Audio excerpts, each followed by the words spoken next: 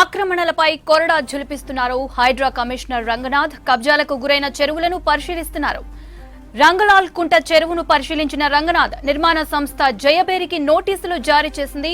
ఆక్రమణలను 15 రోజుల్లో కూల్చాలని ఆదేశాలు జారీ చేసింది. ఇటు భగీరథమ్మ చెరువును పరిశీలించిన రంగనాథ్ ఎఫ్టీఎల్లో నిర్మాణ వ్యర్థాలను వేయడంపై ఫైర్ అయ్యారు. ఆక్రమణలపై కొరడా ఝులిపిస్తున్నారు హైడ్రా కమిషనర్ రంగనాథ్. కబ్జాలకు గురైన చెరువులను పరిశీలిస్తున్నారు. రంగలాల్ కుంట చెరువును పరిశీలించిన రంగనాథ్ నిర్మాణ సంస్థ జయబేరికి నోటీసులు జారీ చేసింది. ఆక్రమణలను 15 రోజుల్లో కూల్చాలని ఆదేశాలు జారీ చేసింది. ఇటు భగీరథమ్మ చెరువును పరిశీలించిన రంగనాథ్ ఎఫ్టీఎల్లో నిర్మాణ వ్యర్థాలను వేయడంపై ఫైర్ అయ్యారు.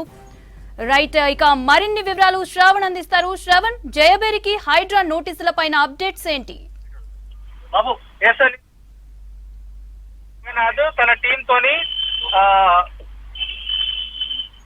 తన టీంతో నిన్న ఫైనాన్షియల్ డిస్ట్రిక్ట్ లో విజిట్ చేశారు.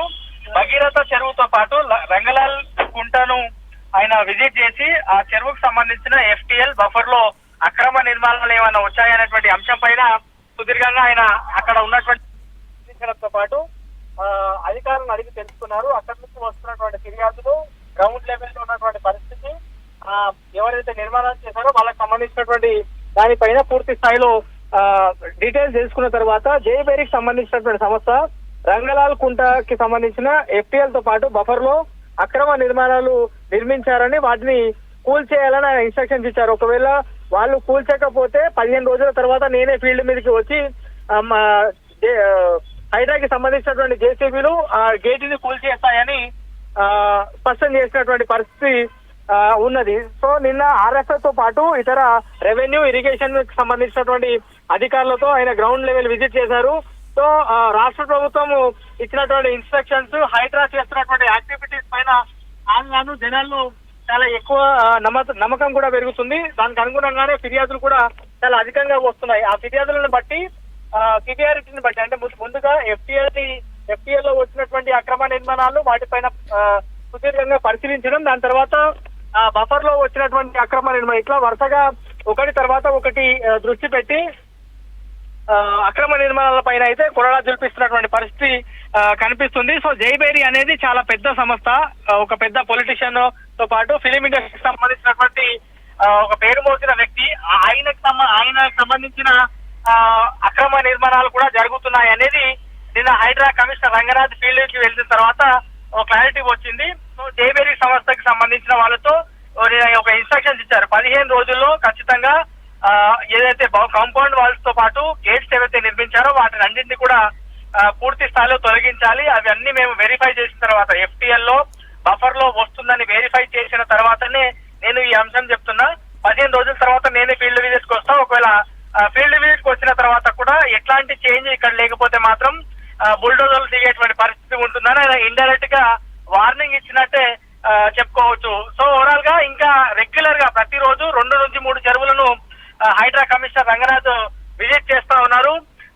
దాంతో పాటు ఇరిగేషన్ అధికారులు, రెవెన్యూ అధికారులు, స్థానిక మున్సిపల్ అధికారుల ప్రమేయం ఏమైనా ఉందా అంటే ఈయన విజిట్ చేసిన తర్వాత ఎఫ్టీఎల్ లో బఫర్ లో వచ్చినటువంటి నిర్మాణాలను దృష్టిలో పెట్టుకొని పర్మిషన్లు ఎవరు ఇచ్చారనేటువంటి అంశాల కూడా ప్రత్యేకంగా దృష్టి సాధిస్తున్నారు. సో సైమల్టేనియస్ గా ఫీల్డ్ లెవెల్లో విజిట్ చేయడము, అక్రమ నిర్మాణాలు ఉంటే వాటిపైన వాళ్ళకి ఎవరైతే నిర్మించారో వాళ్ళకి సీరియస్ గా వార్నింగ్ ఇవ్వడము, దాంతో పాటు వాటికి పర్మిషన్లు ఎవరు ఇచ్చారు అధికారులు అనేటువంటి అంశం పైన కూడా విచారణ చేసేటువంటి పరిస్థితి. ఇట్లా సైమల్టేనియస్ గా 3 పనులు హైడ్రా ప్రస్తుతం చేస్తా ఉంది. సో తొందరలో మరికొన్ని, ఇప్పుడు రెగ్యులర్ గా వర్షాలు పడుతున్నాయి, దాని తర్వాత పండుగలు రావడంతో కొంత బ్రేక్ పడిందని చెప్పుకోవచ్చు. కానీ వెరిఫికేషన్ కి మాత్రం ఏమాత్రం బ్రేక్ పడలేదనే చెప్పుకోవాలి.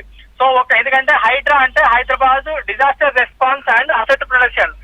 హైడ్రాలో డిజాస్టర్ రెస్పాన్స్ కూడా ఒక ప్రధాన పార్ట్. సో వర్షాలు వచ్చినప్పుడు జనాలు ఇబ్బందులు పడుతున్నప్పుడు ఆ ఫీల్డ్ లెవెల్లో ఉంటుంది.